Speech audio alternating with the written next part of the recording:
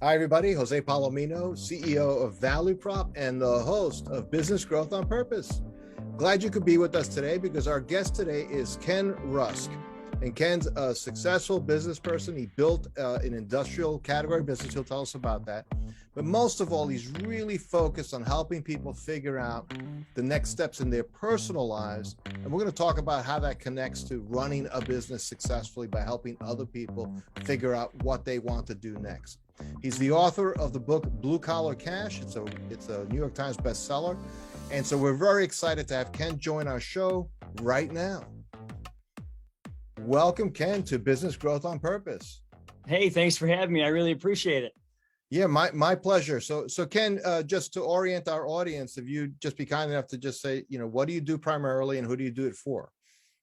Well, I have my own company. It's a construction company, and I started it when, some like 35 years ago, and started with 6 people and grew up to I think we have almost 200 now. And wow. And we're in lots of different types of construction things, and it's been a heck of a ride so far. Wow. And now you've also become a published author as well. So tell us just a little bit about that, like maybe kind of what led you down to that journey and how's it been so far? Well, it was a really cool experience, and it continues to be. When I first got the idea to write the book, it was because I was becoming an almost involuntary life coach to all the people in my office.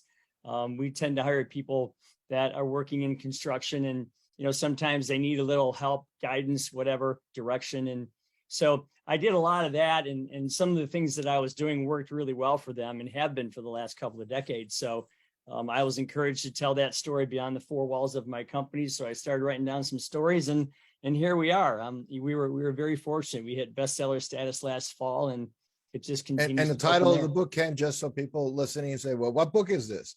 Oh yeah, it's called Blue Collar Cash. And it's really not so much about blue collar jobs as it is about how do you visualize the rest of your life, take control of what that vision is, and then go get it.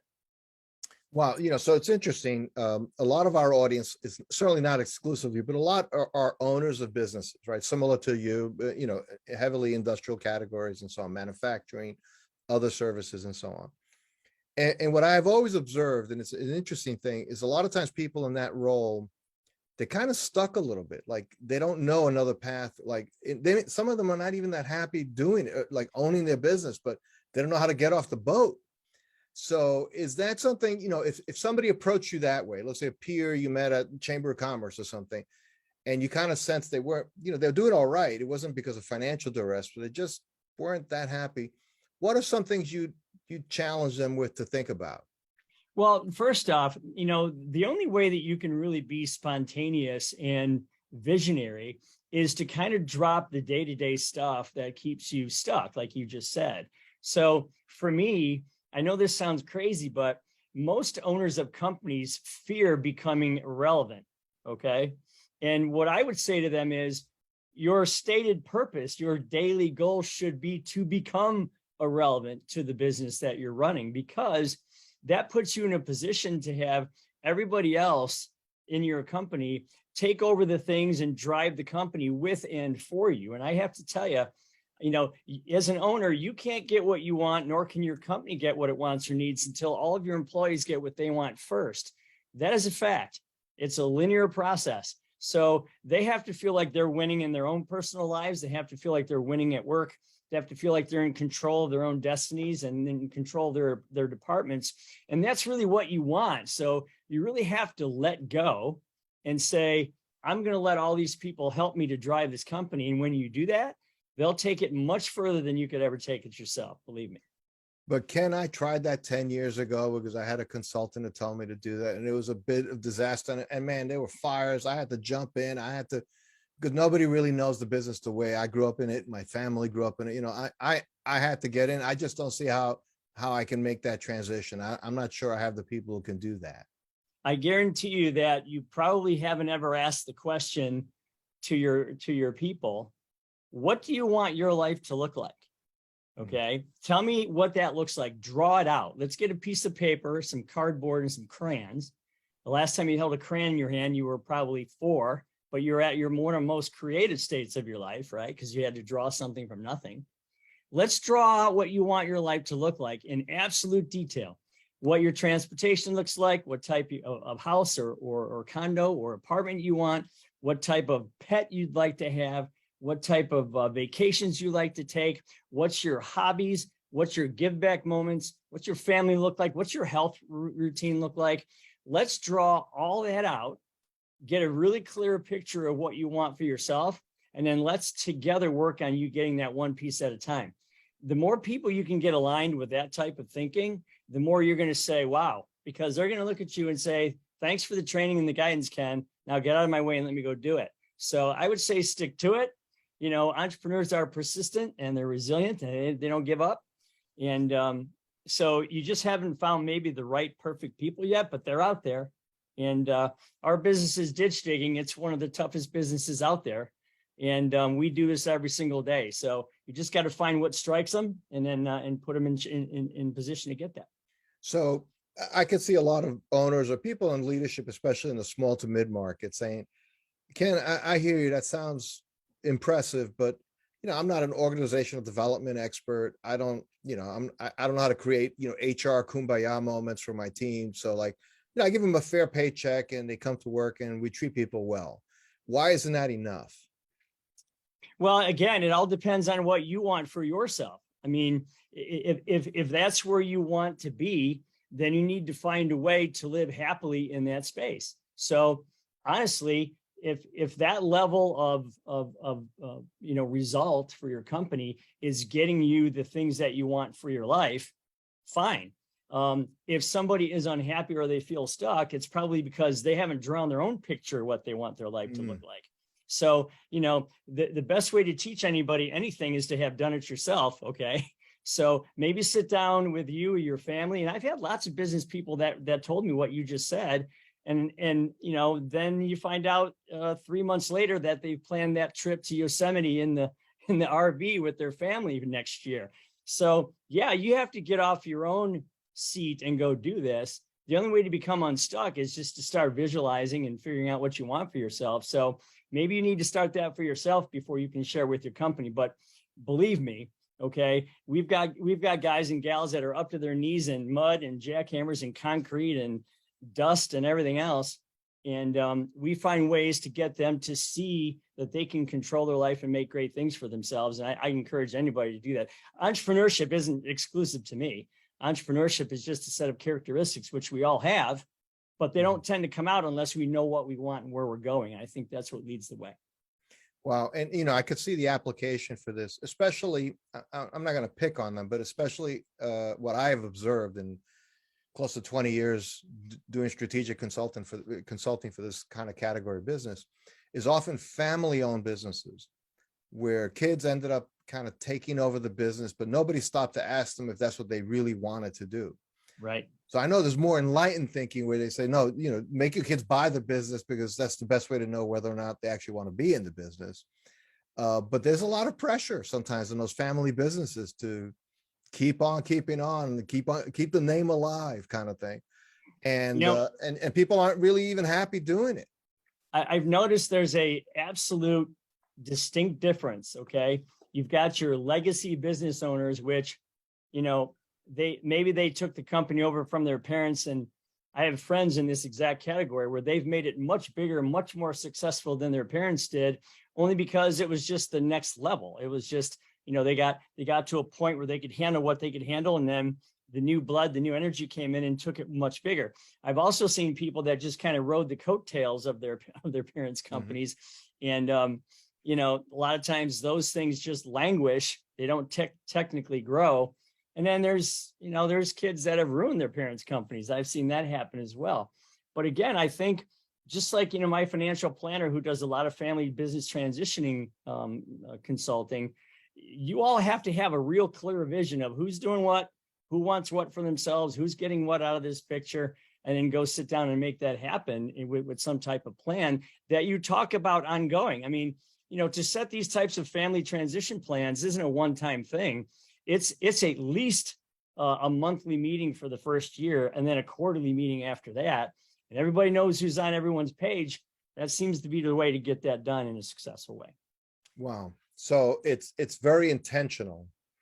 to make these transitions happen. And there's just no way around that. You can't shortcut that. But it just something that comes to mind is just talking, Ken, is, of course, the last couple of years, the world has gone through, at least in our lifetime, an unprecedented event, right? That affected the entire planet, especially and to a large degree, very much in industrial categories, but everybody was left affected. And then you see things like Apple that had just proudly, I think in 2019, opened up their massive global headquarters. It was like a space station. It's like $300 million for this building. And then COVID happens. And now you have Apple employees actually petitioning that they don't want to go back to the office. So my question, so much of what you do in setting goals and helping other people set goals is kind of, ties into company culture. Do you see a significant difference with and I'm not to pick on them, but just they're part of life, the younger generation that may have a different set of expectations? Is that a transition that leaders have to make an adjustment for? I think this is a quick and easy answer to that. So I probably hired 2,500 people in my career. Okay. And from all walks of life. Right. So it used to be that when they would come into the office, it would be me, boss, you potential employee. Why should I hire you? Mm-hmm. Okay. Well, that's kind of flipped now. Now it's almost like where they come in and sit down at the desk and say, what's in it for me to work here? And I'm okay with that. I mean, but not everybody of a certain generation is okay with that. You're right. You're right. But if you think about that person sitting in the chair is going to help you to get the picture that you've drawn for yourself, mm-hmm. then they have to get their picture clearly envisioned in their mind first. And that's why I say, I don't mind a selfish employee, especially if that employee has a little bit of entrepreneurial employee in them. Mm-hmm. Selfish doesn't necessarily have to be a bad word. I mean, the word self and ish, you're talking about you, right? As long as it's not at the detriment of somebody else, I'm okay with a little bit of selfish, because that means they're driven, that they know what they want for themselves, and they can get what they want with and through this vehicle you call your company. I'm totally okay with that. So the younger generation, it's just a different way of dealing with them. But, I think we were all probably really, pie-eyed when we first, got out of high school and we were going to do all these things. And then kind of the reality of the world sets in, and then you figure it out. So you just have to bridge that gap with a little bit of, again, crystal clear vision and goals. And I think you'll make your way through that just fine. Okay. Well, it's interesting, right? Because it's just so much has changed. So, just curious, Ken, in terms of, so much of what you described involves communications, right? The ability to really talk to people and connect with them. And of course, an additional thing, not just working from home, but the whole idea of working via Zoom, working not in person. How does that tie into being able to really connect with people? I mean, can you do some of these things? I mean, there are companies that still went completely remote, close up the offices, and have to try to build a company culture and connect with people and so on via, looking at people with, through a screen. How does that work going forward? Do you still need to break bread with people, I guess is my question. Yeah, I don't know that you ever get away completely from having some type of group setting, even if it's once or twice a week. I have friends that have done that where, it's mandatory that they come in on Tuesday, Wednesday, Thursday. And if they want to work Monday and Friday or from home or whatever. So they've designed different ways to do that. Mm-hmm. But they do have these culture building sessions that are in person. So I think the jury is still out on whether a company can really be effective if everybody's working in their pajamas. So I think we're gonna figure that out, because we're gonna see which companies continue to grow, which ones level out, which ones get set back a little bit. So I can't really judge whether that's going to be successful yet or not. But I can tell you this: as long as everyone, and again, to beat a dead horse, as long as everyone has an idea of what they're chasing, something that is impactful, something that they wake up thinking about, something that they have, up on the wall somewhere in there. There's no way I would let someone ever work remotely if they didn't have a vision board on the wall in their living room. I just would never do that, because, the whole culture of what we do here with all the goal boards that we have, and, and they're all shared amongst everybody else. Everybody can see what everybody else is working on. I don't know how you replace that, just sitting in your living room. So to me, you'd have to have some really responsible and certainly some very driven employees to just let them kind of stay home indefinitely. Right. And I guess, well, a good rule we like to observe is you got to wear pants of some sort. Yeah, right. Exactly. Got to wear pants. Got to wear pants. But that's interesting. So one of the things, of course, the title of your book, Blue Collar Cash, right? So the whole idea of blue collar, and that's an area that's always fascinated me. Because I mean, and it's actually a very significant, I think, topic for our country. Like, are we going to be a manufacturing leader? And we've manufactured plenty. It's often exaggerated how, all manufacturing left the U.S. and I say, well, talk to Caterpillar, talk to John Deere, talk to Boeing, not so much, right?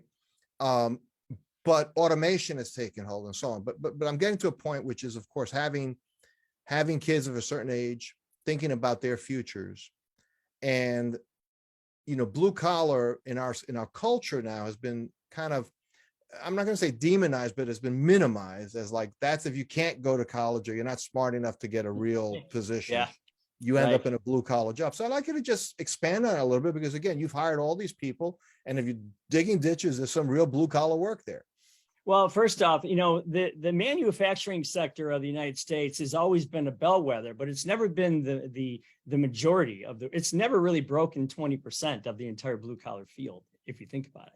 I mean, right now, for you to get out of bed and get yourself ready to go into the office, or even to drive to church or go to the store, you're going to cross 1,000 blue collar jobs that are still viable today. Just driving that short distance down the road to whatever that destination is. So I look at it this way.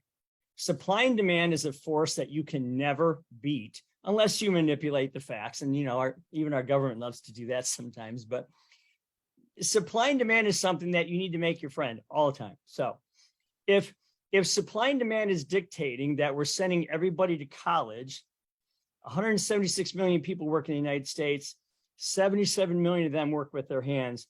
If we send all of our future kids to college, you're not going to have very many people working in the trades. So now what are you going to have? Are you going to have carpenters making more than doctors?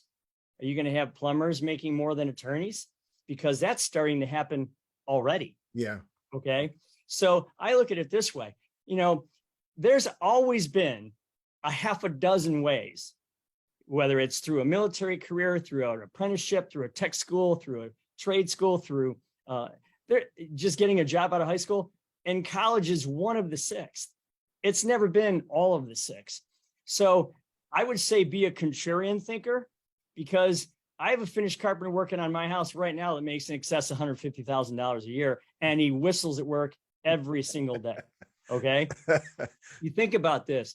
Where else can you control your input, your output, the quality of that output, the timing of that output, the scheduling of that output, your day, and your financial gain, if not working in something that you do yourself or with a small group of people in your company? Where else can you get that? If you're sitting in the 15th floor of some building in a cubicle and you're a very small part of a huge machine, I don't know that you feel that. So I don't understand the stigma of this, because most of the friends that I have that are very successful people are all in blue collar jobs or manufacturing or some type of thing. I don't know where that came from, but it certainly wasn't around 20, 30 years ago. And I don't think it should be around in the future. So for all of you out there, think on the other side, think contrarian. If everyone's going this way, you might want to go that way, because that's where all the money is. Wow. I really love that, Ken. And that really does highlight the fact that there's so many, and this has been well documented in the whole discussion around, and not to get into it, but around student loans and things like that. Sure. That a lot of degrees just aren't worth the paper they're written on. I mean, they're just not as a way of earning a living. Sure. So I think there are some things, if you're in a position with a family, whatever, where you could pursue something strictly for the intellectual pursuit of it, fine, have at it. Nothing wrong with that. But if you actually need to earn a living at the age of 22, 23, after having spent 4 years preparing for something, you have to think more practically. Even in the college pursuit, there's paths that are more practical. But I've seen, again, just exactly what you described. I've seen people in the trades earning a very good living, doing things that have a lot of dignity, Sure. that are, like manufacturing in particular, not just but manufacturing isn't dark, dirty, and dangerous anymore in most places. Right. And I'm sure a lot of the other trades are in the same thing. So I think that is a necessary shift in our culture, that we have to open up the lens again, because we've tightened it down to it's college or bust, or you have somehow failed in American society. That's not That's exactly. healthy. No, it's not healthy. And it's funny because, you used to be able to go to high school and look through those glass windows in the hallway and see somebody making a table out of wood, or you could see someone fixing a car or welding an outlet or welding or, wiring an outlet or welding some metal or cooking or whatever. You could see those things in action, and you could go in and accidentally discover those things and say, you know what? Wow, I really like working with my hands. I think this carpentry thing is for me. Well, they took all those classes away, put computers in those rooms, which I never understood. Why was it one or the other? And I know we needed to learn computers, but why did it have to be a binary choice, Right. So you combine that with the fact that instead of kids playing in the playground or building tree forts with wood and nails and hammer like we used to do, they're building, cities on Minecraft on their cell phones. And then you've got that and the fact that these colleges are really good at shaming high schools and teachers and parents and students into it's us or nothing. Don't forget they charge for those services, so you're not going for free. You have this perfect storm of people that aren't thinking about going into the trades, and it's gonna, for the people that are willing to do that, they're going to be in really, really good shape.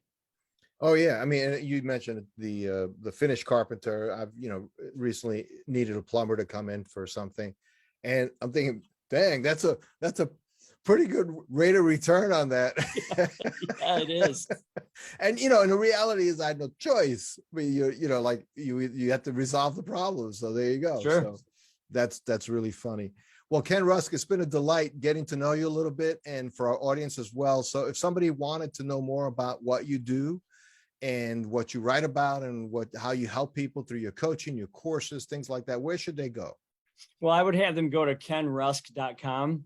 And, I always do like to mention that my life was really good before I wrote this book. And so for me, this book is about helping people. And I'm one of the few people that actually mean that. So I designed a course along with this book where if you buy the course, it will change the way you think about your future. You buy the course, you get a free book with it. And every time you do that, I will donate a course and a book to someone that either or someone here in our community that could use the help and the guidance. So just know that if you decide to help yourself, read Blue Collar Cash, take the course, and you'll be helping someone else in the process. Fantastic. Ken Rusk, thank you so much for stopping by Business Growth on Purpose. We appreciate it. Have a great day. All right. Take care. Thanks for listening to another episode of Business Growth on Purpose. If you like the show, hit subscribe and leave us a review to help other people find the podcast. And if you're ready to take the next step in driving intentional growth for your business, come check out what we're doing at valueprop.com. We've developed industry-leading programs and systems to help B2B owners take control of their growth.